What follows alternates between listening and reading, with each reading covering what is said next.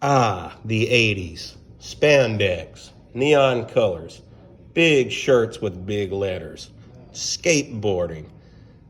I love the 80s, folks. Music, great, all of it. Can't wait to get to the 90s, but this is quite the precursor. All right, so let's get into some 1980s. All right, keep in mind that especially after 1979, with the USSR invasion of Afghanistan, the year 1980 is the peak of the Cold War. We could not stand those USSR communists, and our conservative government will tell you the same thing. Now, the leader that will kind of be viewed for the whole 80s is Ronald Reagan. You've heard him. People either love him or hate him, really no in between. Do your own research. He's a very conservative Republican, pro-military, pro-Christian, anti-communist, very traditional. He was very involved with South America, a lot of communism spreading through South America, and Reagan wanted to stop that. So in a lot of these countries below the border, you would have like rebels, like we don't want to turn communist and we're going to fight our, South American government. Reagan would help the rebels. He would say, all right, yeah, here's some weapons, go help them. We'll talk about that later, but let's continue. All right, there's Reagan. He was a movie star, cowboy roles. I think he played quarterback at UCLA. Don't quote me on that. Do your research, but there's Reagan. All right, y'all know about Dare to Say No and Terrence the Rat to reject all tobacco and the truth, smoking kills, don't vape. All that started with something called Just Say No. And Nancy Reagan was Ronald Reagan's wife, and she started this thing called Just Say No, because crack was a really bad problem in the early 80s. Cocaine was a really bad epidemic in the early 80s. So she went around public schools to promote drug awareness. Just say no, kids. All right, and there she is. Look at Gary Coleman. All right, so let's talk about Ronald Reagan's economics policy. President Ronald Reagan wanted to have wealthy Americans pay less taxes. Oh, well, he's just helping his rich friends. That is true. But this system works. It just takes several years. It's not an immediate thing, and there's no guarantee it will work. What his plan was this. Well, if I cut taxes on rich people, if the rich people don't have to pay taxes, now they have more money to build businesses and hire you all, the people in the community. And eventually that brings the value of the community up. That does work, but you need just the right ingredients. So do your own research. You can love it or hate it independently. But again, many left-wingers, Democrats, liberals, people who were not like Reagan, hated his economic plan. All right. I compared him to Teddy Roosevelt earlier because he dealt with South America. Let's talk about another thing that makes him like Teddy. Folks, y'all remember that strike? And Teddy forced those workers to go back to work, or I think it was a coal mining strike or the Pullman strike. Doesn't matter. The government forced these people back to work during the Teddy Roosevelt administration. Well, guess what? The same thing happened with Ronald Reagan, but instead of trains, it was airplanes. These people called air traffic controllers, those are the people in the tower that talk to the plane when it's landing. Breaker 1, you are clear for landing. It's a sunny day, go ahead. That guy, if they don't do their job, planes can't fly. And what that means is the U.S. shuts down. We relied heavily on airplanes, just as back then we relied on trains. So again, Reagan shut this strike down, the PATCO strike. Claimed that it was hurting the U.S. economy, and Reagan used the same injunction process that Teddy used. He forced these people back to work.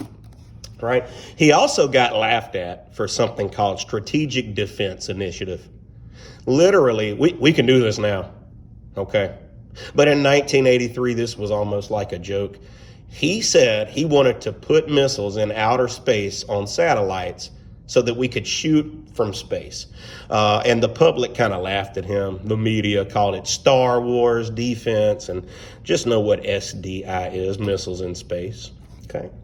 All right, so Russia in 1979, USSR, they invaded Afghanistan. Okay. In 1983, we invaded somewhere called Grenada. It's an island off the coast of Venezuela. There were people there who had a communist revolution.